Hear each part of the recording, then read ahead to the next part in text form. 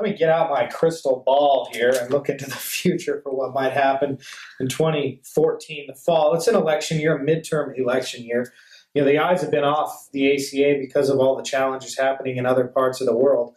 But there are some things to pay attention to. One prediction that I have is that the open enrollment period will go a little bit better, but it will still have some of its flaws. And the reason is because the government's involved, and there's going to be these forms that individuals need to qualify for their tax refund. And I think a lot of people are going to be waiting for these tax reforms and are probably going to be filing some extensions. I think prediction number 2, people are also going to be a little bit upset when their tax return they were planning to buy their new LCD TV with is gobbled up by a change in income, and they applied for something on their health insurance exchange. And since they made more income, they will either have to pay that back to the government or have that taken out of their tax return. That's called a clawback, something that's going to be pretty controversial, I think, coming up in the next 6 months. Prediction number 3 is with politics. I'm, of course, a political junkie.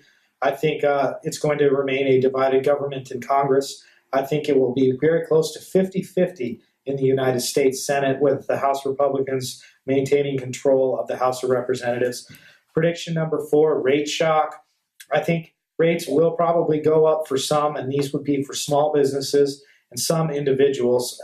Of course, the ACA has a rate review in it that the federal government can essentially review and overturn certain erroneous rate increases that they feel shouldn't be so high, so they might try and beat some of those down, but eventually it will get caught up. And then finally, lots of mergers and acquisitions will continue in the industry, and I think it's going to have some consequences for everybody. Just in our own community in the heartland, there was a dispute between one of the largest insurance carriers and the largest healthcare providers, and now it's caused a lot of confusion and people essentially reading letters saying that their insurance will not be good at this particular provider.